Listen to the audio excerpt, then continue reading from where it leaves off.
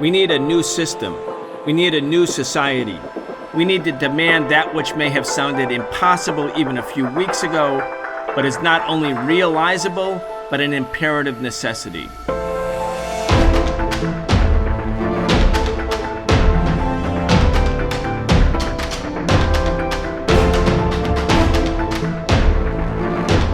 Students at U.S. college campuses across the country are facing severe repression, but one would never know it from the U.S. Congress, which tries to promote the myth that the student activists supporting Palestinian freedom are in fact advocating a genocide for Jewish people.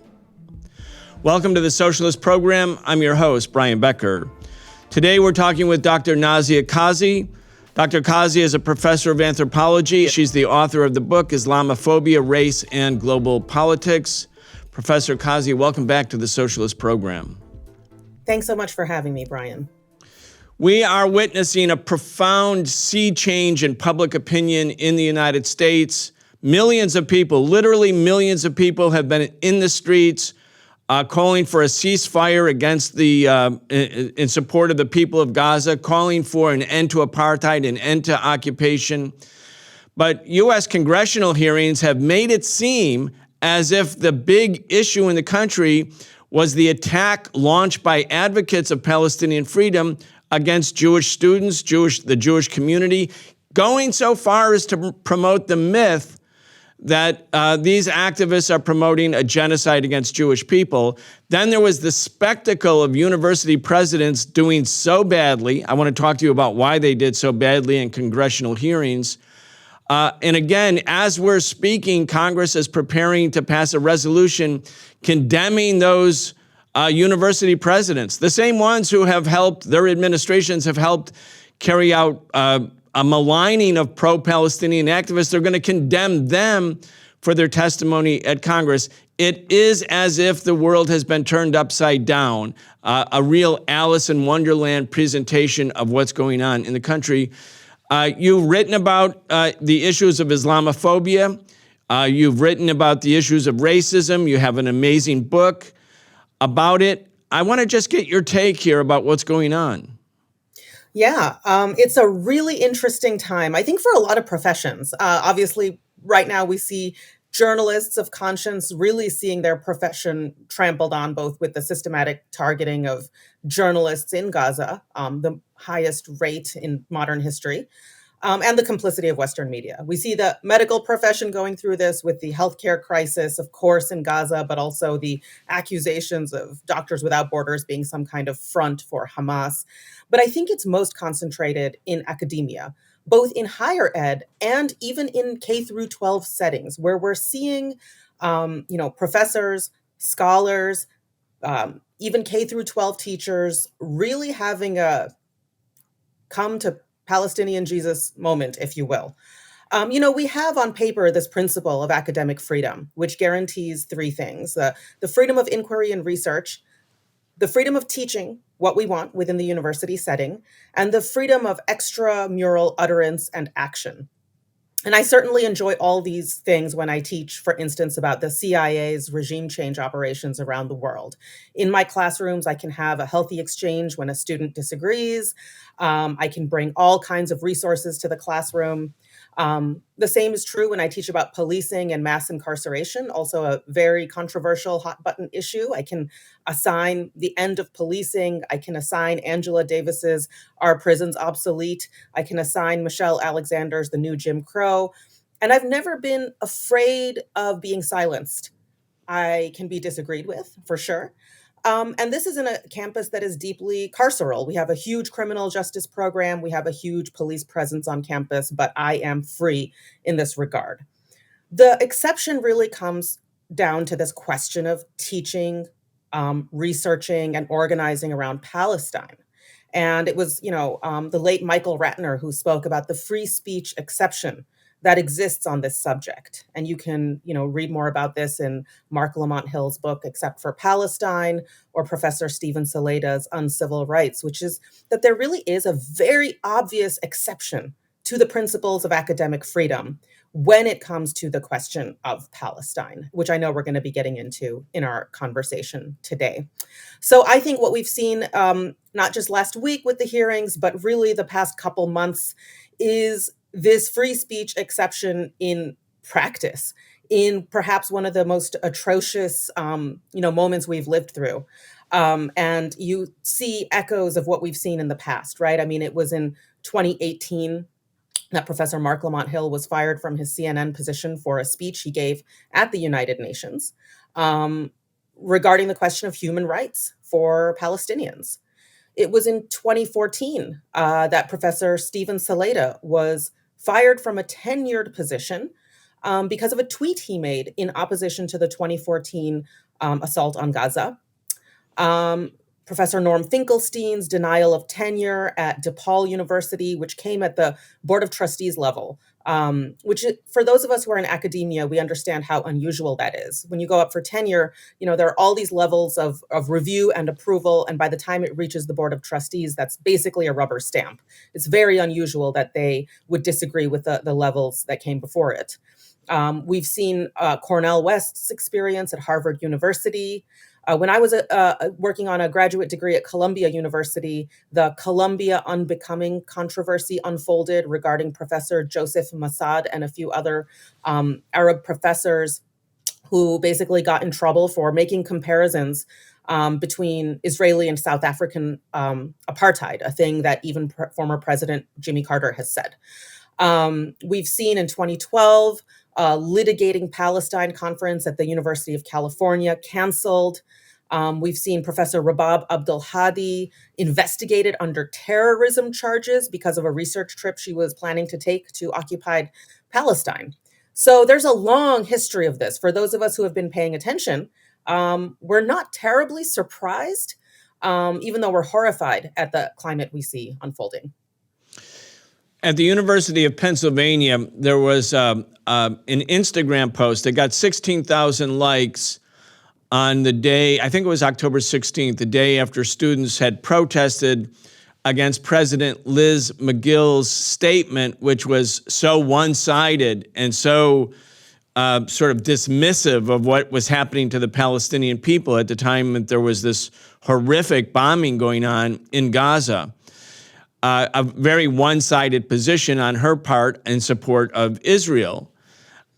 So the students went out and they protested and they chanted things like, Israel, you can't hide, we charge you with genocide.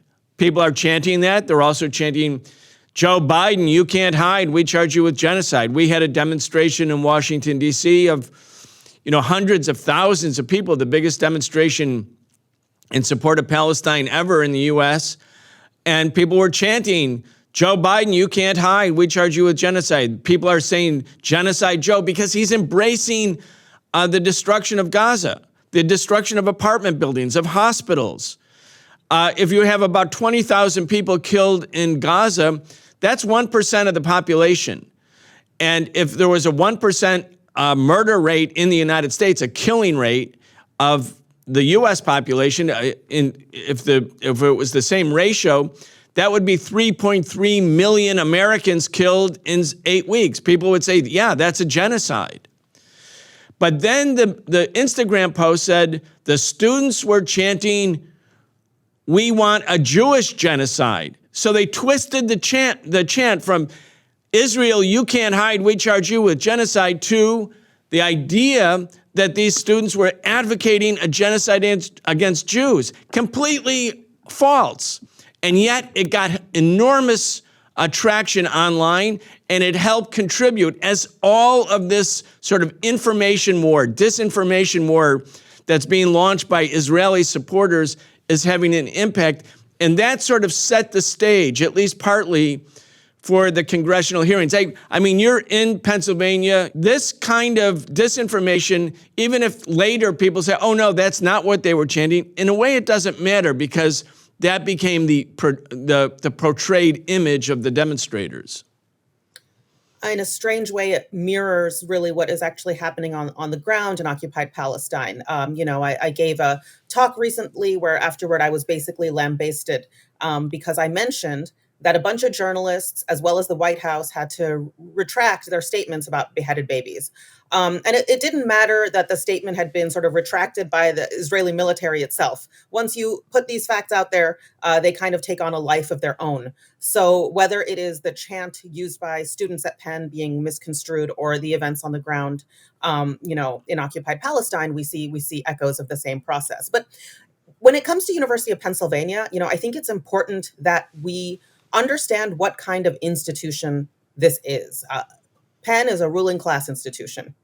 Penn has produced figures ranging from Donald Trump to Elon Musk to the CEO of American Airlines and the CEO of Cisco to the CEO of Johnson and Johnson. Penn has produced a who's who in right-wing politics in America, in venture capital, in technology, in finance, and in the defense industry. Penn is a ruling class institution, not just designed to serve the interests of the ruling class, but to produce further wealth for the ruling class, right? So when we talk about Penn, those of us who live in Philly remember quite well during the uprisings, uprising, the Arabic word for which is intifada, of 2020, that it was Penn police who unleashed a tear gas assault on protesters on 52nd Street. Students at Penn have been quick to point out that the tear gas that is manufactured and used against demonstrators in the United States is the same as that which is used on Palestinians in occupied territories. A student organization called Police Free Penn has emerged in response to this atrocious attack during 2020 that has largely morphed into an organization that is doing, this kind of organizing and activism now in the face of the genocide in Palestine. Penn is a major evictor of working class people. There's a famous struggle around the UC townhomes in West Philly. Penn is a notorious tax evader. They don't pay taxes in a city that faces all kinds of budgetary crises. And I think this context is actually really important for us to understand this issue, around the repression of pro-Palestine voices and anti-apartheid voices on campuses. Yeah, I'm just looking. It was Ross Stevens who demanded the resignation of President Liz McGill after her testimony in Congress, but also just generally because, pro-Palestinian demonstrators are at the UPenn campus, just like they're in all campuses almost everywhere around the country. So he said he was withdrawing and did withdraw a donation of $100 million unless the university fired her. She resigned. And then he's apparently making some noises that he might reconsider depending on his discussions with the board at UPenn. Anyway, again, academic freedom, well, things apparently have a price, Professor. I mean, $100 million is a lot of money, but it says a lot, too, about how decisions get made. Yeah. I've spoken and written for a while now about two features of higher ed that are really remarkable. One is that these are deeply carceral spaces. They are spaces with heavy police presence and sometimes even the presence of American intelligence agencies. And we see that right now. When pro-Israel posters were torn down or defaced at American University in Washington, D.C., the response by the university was to call the FBI. I doubt this would be true if any other posters were torn down. And at a Northwestern University, there was a version of the Daily Northwestern, the campus newspaper, a spoof version of it that was reprinted. And this was after the doctors had held their press conferences surrounded by literal corpses, just a mountain of corpses. I mean, this image is seared into my memory. And the Daily Northwestern was spoofed by students who issued this fake paper calling out the university's complicity with, Israeli occupation and apartheid, and the police were called. Queens College, where I was once an adjunct professor, has called the NYPD on its pro-Palestine students.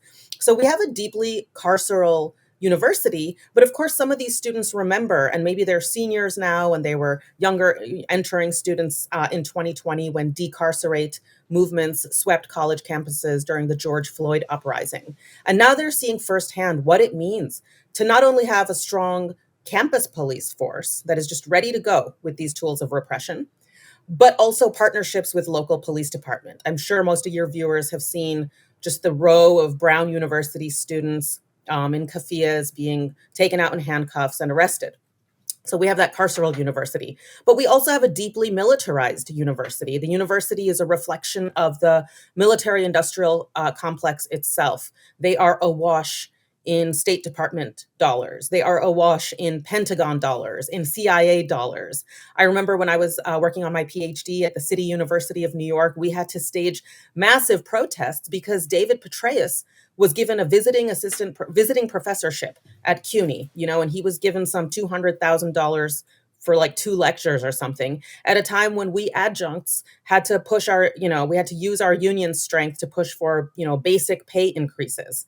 I'm sure many of your viewers have seen, and if you haven't seen, it's kind of satisfying, the heckling of former Secretary of State Hillary Clinton about a couple weeks ago when she was giving a lecture at Columbia University.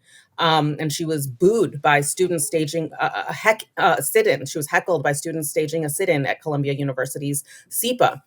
These students throw money at heads of state, Pentagon officials, etc., who hold really treasured appointments that reveal these connections between the military-industrial complex, the intelligence apparatus, and higher education. All right, I want to turn now to the congressional hearings from last week. Again, right-wing Republicans took the lead, although there were plenty of Democrats in on it. The supporters of Donald Trump's, fraudulent effort to overturn the 2020 election, they were marching hand in hand with the Democratic Party in pursuing this basically a witch hunt.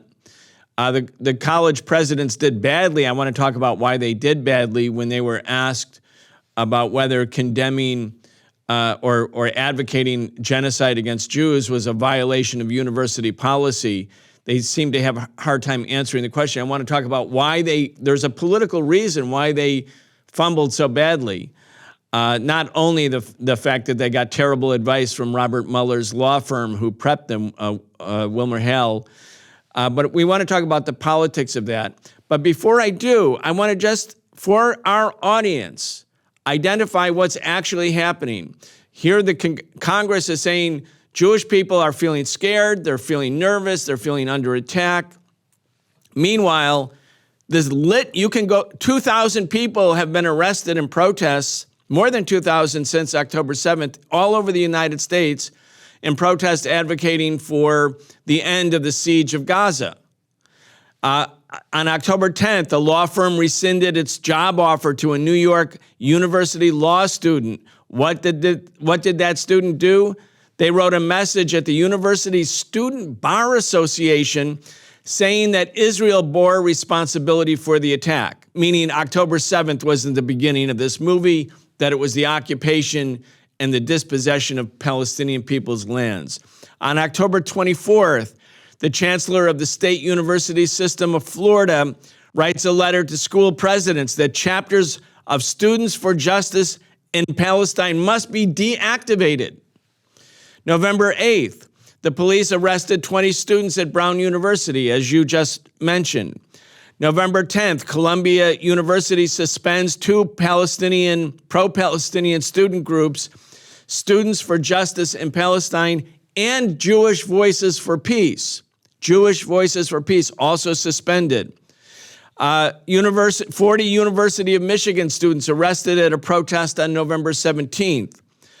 On November 25th, Thanksgiving week, and those 3 young men, Palestinians, shot in Vermont. One of them left paralyzed for life because they had keffiyehs on. And then this litany could go on and on. This week at Harvard University, African-American students who have been standing with the people of Palestine are being brought into disciplinary hearings by the same Harvard administration that was testifying. Their president, Claudine Gay, was testifying last week in Congress. Now, she's an first African American president at Harvard. The black faculty is standing with her. They're refusing and have said now that they will not require her to resign or be fired, as happened to Liz McGill, the president of the University of Pennsylvania. But I just want to make it clear to people, the right wing is attacking Claudine Gay and the Harvard administration, but the Harvard administration has been attacking student activists, including African-American student activists who dared stand with Palestine. I want to go now to the beginning of the congressional testimony. This is Claudine Gay, again, appearing in her opening statement. I'm going to play that. I want to get your comments, and then I want to get to the two answers from Claudine Gay and Liz McGill, where they seemingly are unable to directly answer the question about whether the advocacy of genocide of Jewish people violates campus policy. But let's start with her opening comments. It's an honor to be here today, representing a community of more than 25,000 undergraduate and graduate students, more than 19,000 faculty and staff, and more than 400,000 alumni, including multiple members of this committee. Thank you for calling this hearing on the critical topic of anti-Semitism. Our community still mourns those brutally murdered during the Hamas terrorist attack in Israel on October 7th. Words fail in the face of such depravity, the deadliest single day for the Jewish community since the horrors of the Holocaust. In the 2 months since the atrocities of October 7th and the subsequent armed conflict and humanitarian crisis in Gaza, we have seen a dramatic and deeply concerning rise in anti-Semitism around the world, in the United States, and on our campuses, including my own. All right, later in that opening statement, she does have one sentence where she says there's also apprehension about Islamophobia, but I would say 90% of her statement is along the lines of what we just heard, that there's a rising tide of anti-Semitism all around the country, including at her university. Again, that university, Harvard, is going after student activists, including African-American student activists, who have been the leaders of, or part of the leadership of the movement in support of Palestine. So in her opening statement, she's kind of all about the hearing. She's like, yeah, this is great. What you guys are doing, terrific. And I just want to get your comment before we go to the other clips. She says this was the worst, biggest sort of assault or slaughter of Jews since the Holocaust, as if what happened on October 7th had some proximate similarity to the Nazi fascist Holocaust of Jews, of millions of Jews in Europe, as if the Palestinians who have been locked up in Gaza and who are involved in peaceful protests that were, met with sniper fire in 2018 and now engaged in armed resistance on October 7th, that the reason they're doing it is because they, like the Nazis, hate Jews, as opposed to the fact that their land has been taken, they've been dispossessed by citizens of the state of Israel, backed by the Israeli Defense Forces. I mean, this is so disingenuous, and actually, I would say, not only a fraud, but trivializes and commits really a terrible historical injustice against the victims of the real Holocaust in Europe perpetrated by the Nazis, because that was different. Anyway, go ahead. Yeah, I mean, I actually have a colleague, a Holocaust studies professor who is Israeli, Roz Siegel, who has written about this very issue, about how the legacy of the Holocaust is manipulated in this moment, right, to generate pro-Israel sentiment. But here's the thing. The generation of college students right now, they don't really watch CNN. They don't watch MSNBC. They don't watch the New York Times. Now, universities will often offer students subscription to the New York Times. It's part of their, tuition package or whatever. And I think it's really interesting because students are watching Twitter, they're watching TikTok, they're watching Instagram. And when they look at these sources, they are seeing, Israeli heads of state who the US has backed and given full-throated support to, calling Palestinians human animals. They are seeing American heads of state calling for banning Palestinian migration to the United States. They are seeing Israeli heads of state saying we need a second Nakba. They are seeing a whole culture of Israeli occupation forces, Israeli soldiers going on TikTok and making these like viral videos of themselves in brown face, dancing around with fake dead babies, mocking the power outages, mocking the lack of food in Gaza. And at the same time, they're seeing real-time images of Palestinian folks digging through rubble to pull their loved ones out, sometimes alive and deeply injured, sometimes, quite often, dead. Children, babies. They have seen the assault on hospitals, and then they have seen the flimsy excuses given for the assault on these hospitals just sort of vanish a week later, where no one wants to talk about, for instance, Al-Shifa anymore. So for students seeing this, this is kind of these hearings that happened are kind of an embodiment of what Marx said about ideology, that it operates as a camera obscura, right? That it takes reality and it flips the image entirely on its head. So this questioning of university presidents about what they called, the dehumanization of Jewish people is happening at a time when, at all levels, from culture right on up to elected officials in the US, in Israel, are engaging in a wholesale dehumanization of Palestinian people, right? So I think for students who have witnessed this, it's been a real learning moment.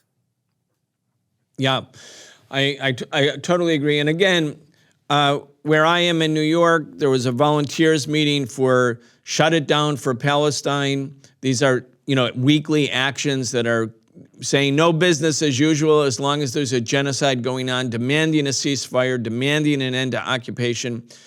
400 people came on Monday night, and that's not unusual now. Like, there is so much energy. It really, there are moments that have happened like this before in U.S. history, and I have been lucky enough to be part of them. I mean, as a very, very young teenager, I was part of the anti-war movement in Vietnam. What we're witnessing now on Gaza, what people are witnessing, where you see, people being massacred every day. We watched that every day when the U.S. government was doing it to the Vietnamese people. And as a consequence, young people changed. I mean, millions of young Americans were like, at first they thought the war was a terrible mistake, and then they thought, well, no, it's not a mistake because it just keeps going and going. If it was a mistake, it would have ended. So it's not a mistake, it's the system. And what is the system? The system has a name, and the name is capitalism and imperialism. And people started becoming radical, and they went from being liberals to being socialists and even being revolutionaries. We're in a moment, it's not exactly like that, but it's kind of like that, where the energy of young people has become so dominant in this effort of disinformation and fraud and punishment and repression. It's not going to work. There's going to be an additional toll. But when you shut people down, at first they get scared. At first they have a tendency to run and to hide. But then they get rid of their fear. And when people get rid of their fear, that's when change happens. That's really when change happens. Go ahead. Yeah, I'm so glad you connect this to the question of economics. I know you have Professor Wolf on the show, I think weekly, and we cannot understand what is happening in higher ed without understanding what has happened to higher ed because of the capitalist system, right? I mean, we have seen over several decades the absolute gutting of public funding for higher education. And not just higher education, K through 12 education. So a socialist analysis really matters here.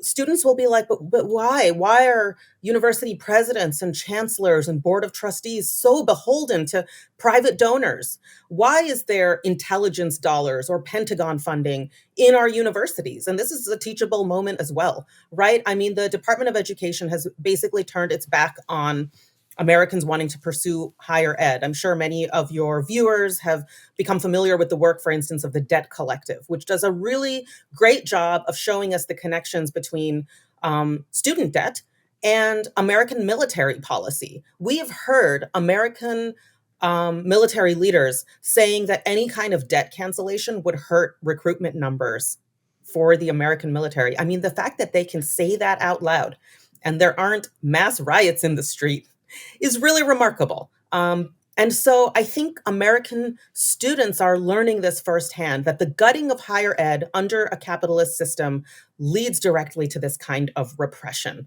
right? That this is a direct product of the sort of neoliberal university that we see, whether it's a private university or even a public university. And I think for our students, they are seeing something right now in real time that is giving them quite an education for Muslim students, and not just Muslim students and Arab students, but for the students we might call, to quote Edward Said, the Islamic hit. All those students who are sort of read as Muslim, and that can be Sikh, that can be Arab Christian, that can be South Asians.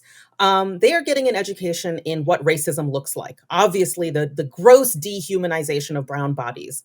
They are getting an education in the limits of academic freedom as their student groups are policed and shut down. They are getting a lesson in the sort of academic apathy which they see. The number of young folks, college students, who are like, well, why don't the political science professors or the international relations professors care? Let alone being on the wrong side, right? There's also the deep apathy. And we see that whole disciplines have sort of been defanged of any kind of political consciousness. I saw a tweet the other day from Ian Bremmer, a political scientist at Columbia. He posted a picture of an Israeli flag planted right there in the middle of Gaza, in a bulldozed, fully razed to the ground segment of what was formerly one of the most densely populated places in the world. And he says, well, I wonder what Israel means to do with this picture.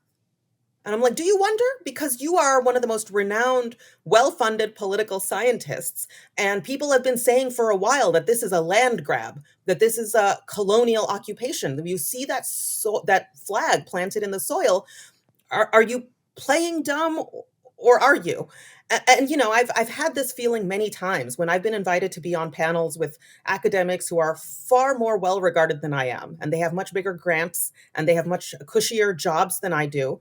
And if I happen to mention a phrase like American imperialism, they'll roll up their sleeves and hem and haw over whether it's actually accurate to speak of an American empire.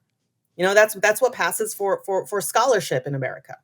The Islamicate students are also getting an education in how interfaith dialogue, or things like understanding and cultural understanding, serve as distractions from the actual issues at hand. The number of Arab, Palestinian, or Muslim students who have been invited to sit down with the other side, told that all of our problems are the same. If we just dialogue a little bit, we can get past it, is really remarkable. Meanwhile, anti-Zionist Jewish students are getting a really remarkable lesson too in the workings of anti-Semitism. Last month, they saw the right-wing anti-Semite John Hagee speak at the pro-Israel march in Washington, D.C. Jewish students are seeing the statistics used by the ADL, which they reject, which anti-Zionist Jewish students reject, used and circulated by the mainstream media without question. They are seeing right-wing figures like Elise Stefanik interrogating these college presidents on the topic of anti-Semitism, in spite of her being pro-Trump, right? In spite of her vocally supporting many overtly anti-Semitic voices in this country. And anti-Zionist Jewish students are getting an education in how there is this sinister move to place anti-Semitism on the left, right? Stripping it of its distinctly right-wing roots. Yeah, no, indeed. Let's go. I'm so glad you went over that, because That's where political education really does come from. You can only learn so much from books. And I'm very much a book reader, and I promote books and study books and teach about books. But it's in real life, in the struggle in real life, where people have to take a stand, and then they sort of encounter that which the society tells them doesn't exist, which is the idea that you will be repressed because of what you think. You will be repressed because of what you say.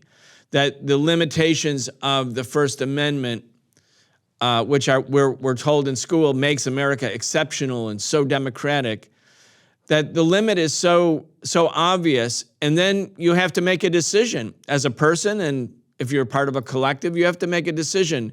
Do I stop? Do I go back? Do I sort of look at fear or the fear imposed on me and back away from it, or do I go forward?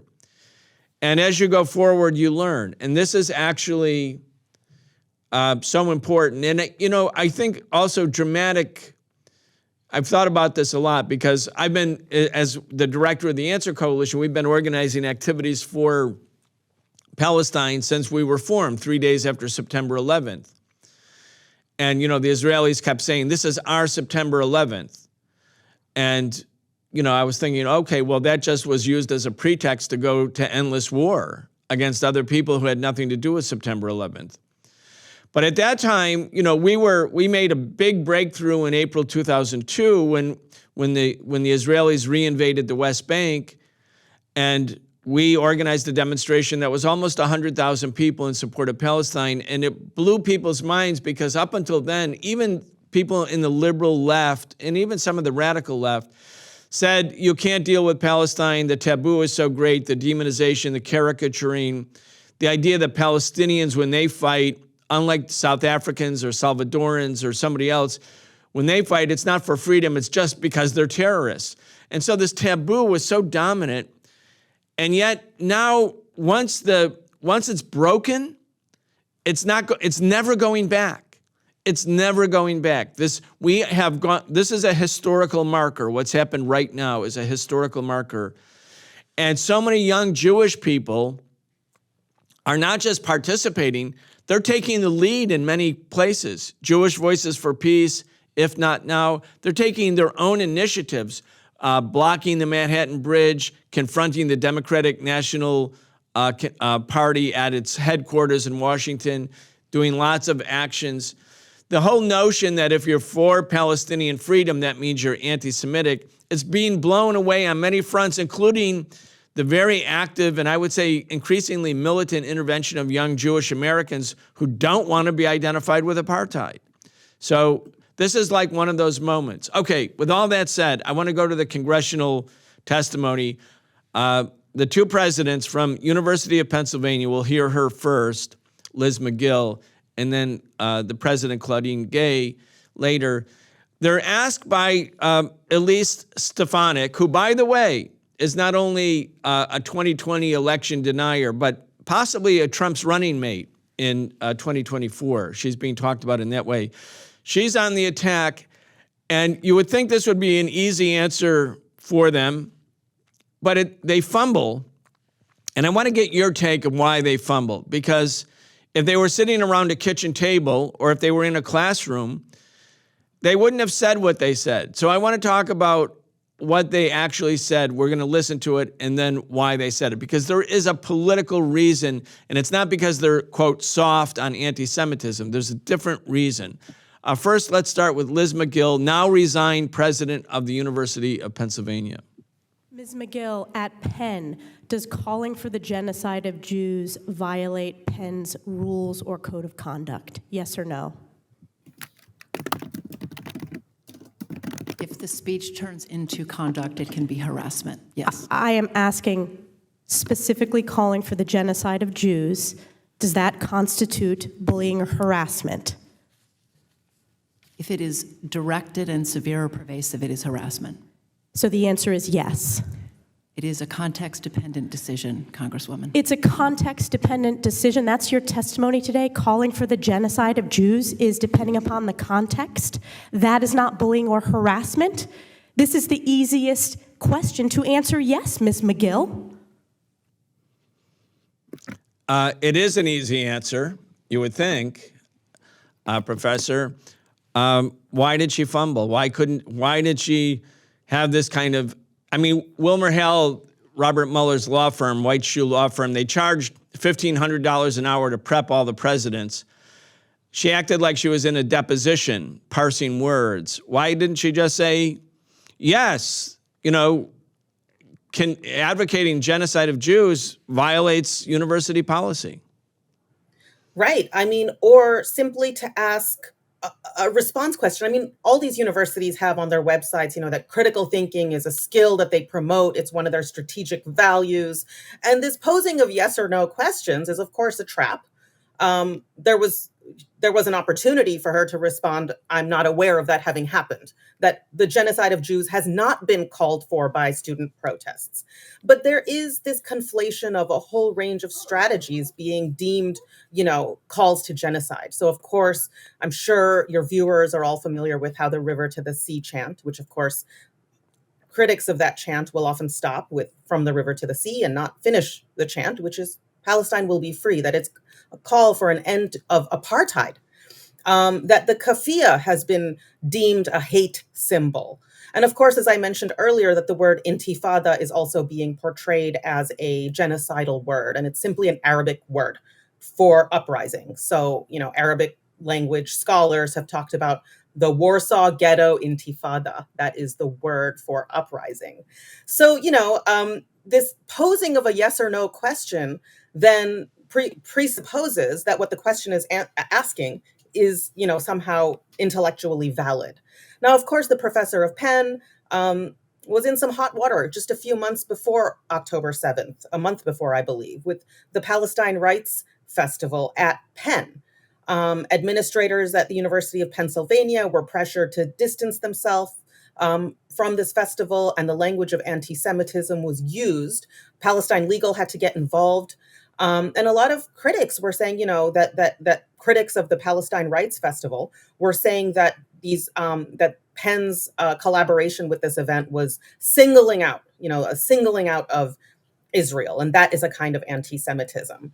And this is a common talking point you'll come across is, why does BDS single out Israel?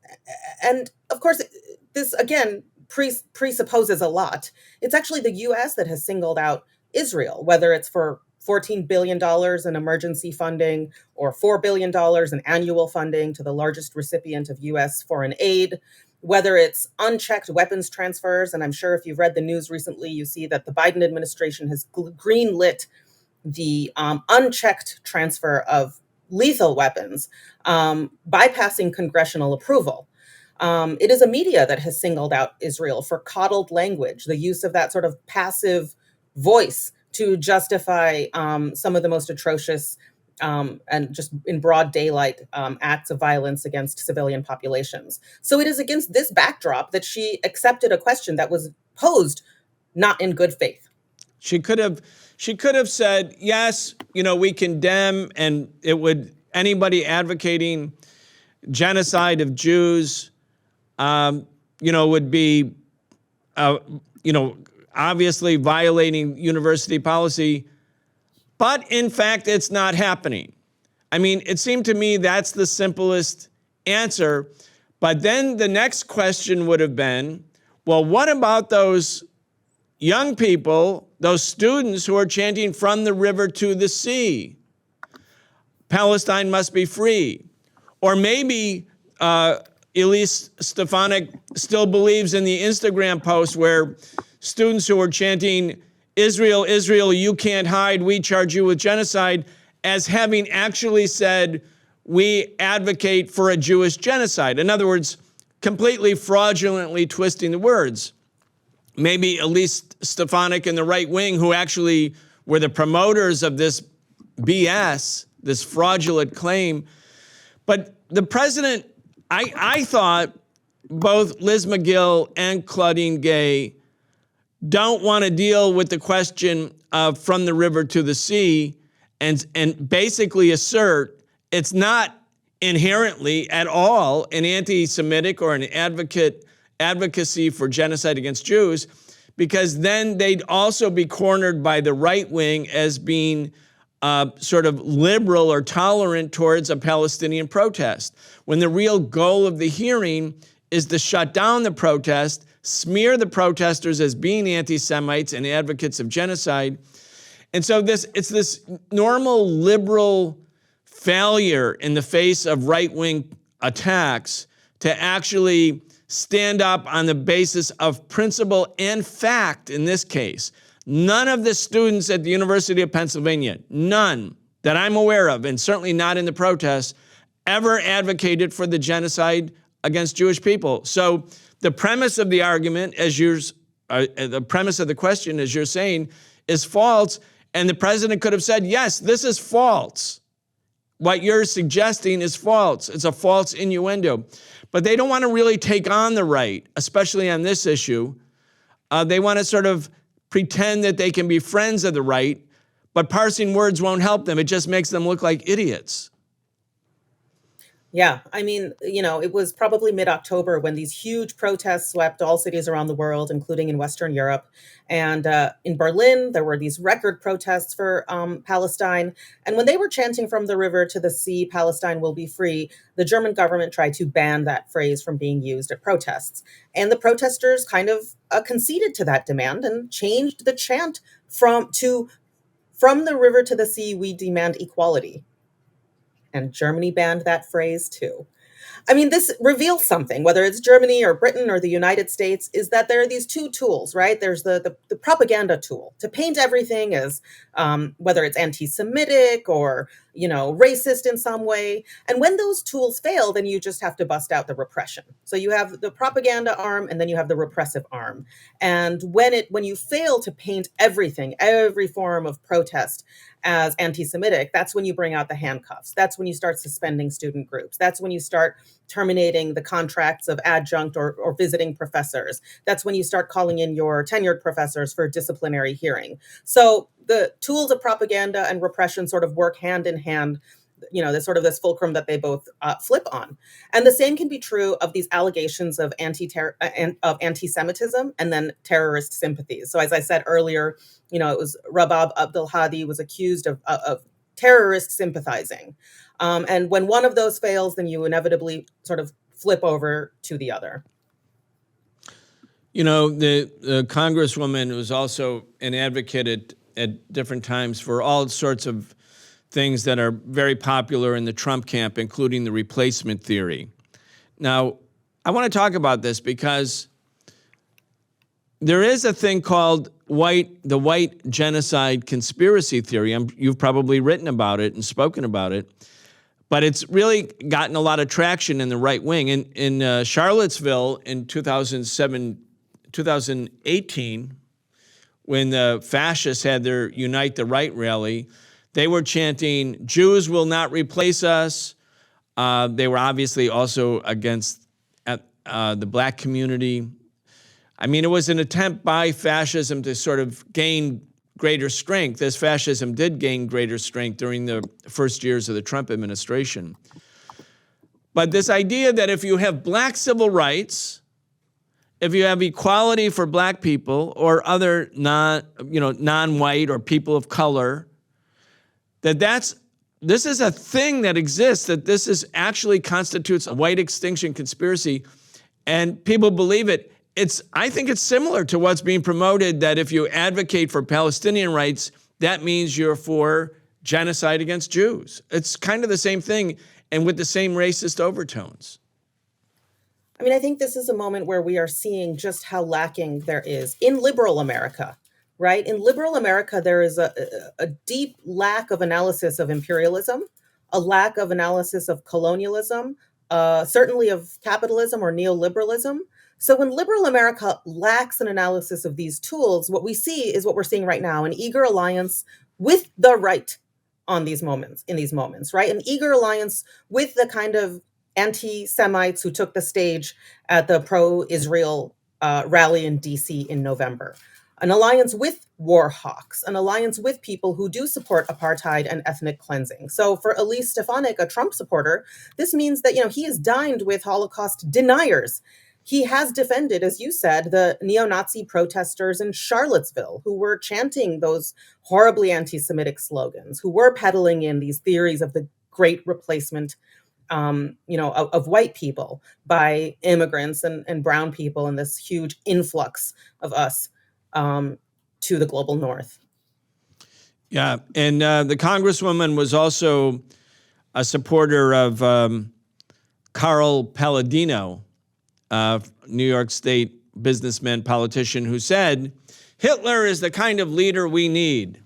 So somehow her, tender feelings about the need to fight anti-Semitism don't extend fully to the political right-wingers that she supports, like Carl Palladino. I want to go back to the congressional hearing because Liz McGill said almost the same thing that Claudine Gay, the president of Harvard, said. And again, Harvard board and the faculty are standing with her. She's not going to be forced to resign or fired, which, if she had been fired, it would have been just succumbing to right-wing pressure.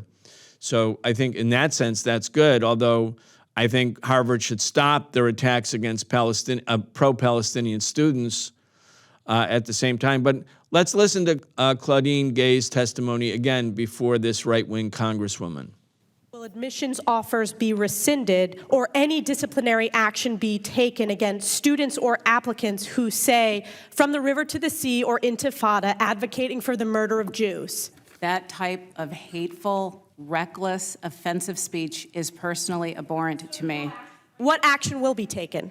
When speech crosses into conduct. All right, so what do you think? I mean, it's a very similar line. It's a very similar kind of response as the Penn president gave, which is accepting the premise of the question. Again, the word intifada means uprising. There's a long history of use of this phrase from the river to the sea, whether it ends with "we demand equality" or "Palestine will be free." I'd urge folks to read Maha Nassar's sort of groundbreaking article on the history and use of the phrase itself. But she sort of accepts the premise that these terms are genocidal against Jewish people, a false premise and a really dangerous concession to make in this context. Right now, in the West Bank, which the Israelis seized in 1967, at the same time they seized Gaza.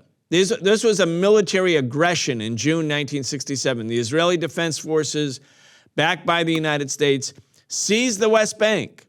They took it over. They occupied it. They've put 700,000 settlers into the West Bank, taking Palestinians' homes, blowing up Palestinian homes if they dare resist, taking Palestinians illegally into Israeli prisons.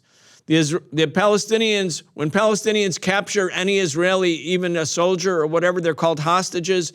But the Israelis have thousands of Palestinian prisoners, including so many children. They seize Gaza.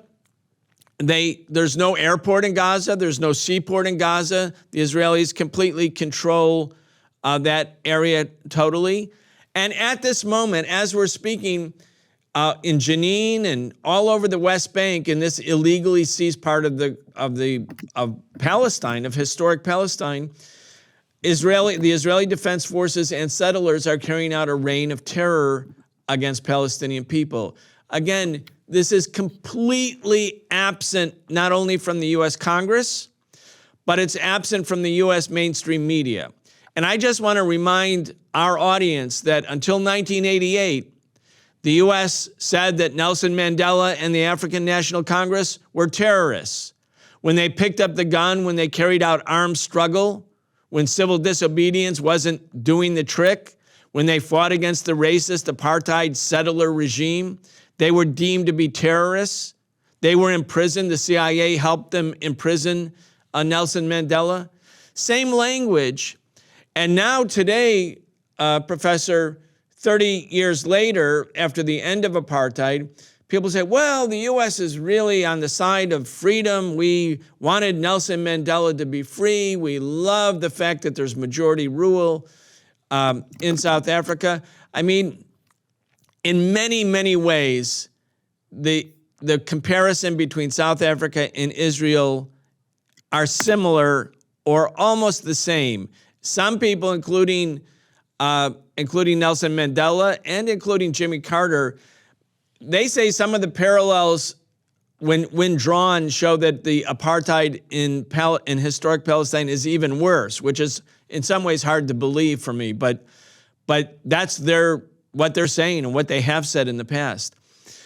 If you call for an end to apartheid in South Africa, does that mean that you were calling for genocide against white people? Well, the ANC never said that. They said they wanted a multiracial society. Would a lot of people African people hated the people who destroyed their lives? Well, yeah, they probably would have. But the organized leadership of those movements, the movement in the case of the ANC, called for a multiracial society.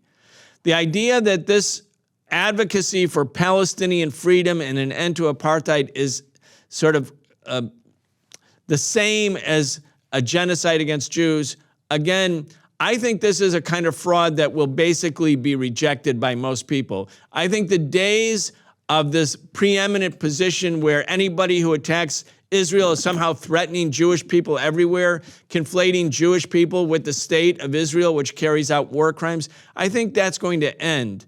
And the sooner it ends, the better. With that said, Professor, I want to give you the last word. I want to also recommend people to get your book, to get your writings. And I want to ask you, after your final comments, how can people get the material that you've been producing and writing about? Thanks so much. Yeah, let's not forget, it was the CIA who turned over the location of Nelson Mandela, which allowed the South African authorities to arrest him and imprison him for nearly 3 decades. The US was always on the side of apartheid South Africa, as it is now on the side of apartheid Israel. But there is a difference here, and our conversation today has been about higher ed. Nick Reimer has a book called Boycott Theory, where he points to how, in the case of South African apartheid, universities often did divest from systems of South African apartheid. And at that time, no one really raised this question that is being raised now about academic freedom. So in academic settings, when you speak about the academic boycott of Israel, the cultural and academic boycott of Israel, you're accused of attacking academic freedom. And so in this instance, we see that universities are not taking the position that they often took during South African apartheid, right? But, you're pointing to sort of a hopeful end to our conversation today, which is both that students are sort of enthusiastically and fearlessly rejecting the discourse. And these are students who have seen doxing trucks drive around their campus, broadcasting their names, trying to get them in trouble. Students have had their job offers rescinded. Students who have had, hateful jeers and taunts from their own professors. But we've also seen that faculty are bolder about speaking out. And when I say faculty, I mean even contingent faculty, even people who are maybe on a 1 or 2 year contract as a visiting scholar, maybe even adjunct professors. And I've known plenty who have been vocal and then have been sort of shut out of their email access or had their class canceled mid-semester. So we are living in a really remarkable and in some ways inspiring time. I am so stunned when I look at all the people from my PhD program who are all over the place, many of them in academia, some of them have left academia, and they're all raising their voice. They are all being extremely vocal about what is happening right now. And I really hope that, folks in occupied Palestine can someday, feel the outcome of this boldness and bravery on the part of people in America willing to stand on the right side of history. Thank you so much for raising my book, which is really an introductory book on the topic of Islamophobia and the war on terror. Please get your local library to get it. That's what you should do. And you should also get your local library to acquire a bunch of books by Palestinian authors, and tell your publishing companies that you love XYZ title about Israeli apartheid, that you love XYZ title about, by a Palestinian author. This can sort of be understood as sort of the flip side of a BDS type of strategy. Thank you so much. We've been speaking with Dr. Nazia Kazi, professor of anthropology, the author of the book, Islamophobia, Race, and Global Politics. Dr. Kazi, thank you so much. Thanks for having me.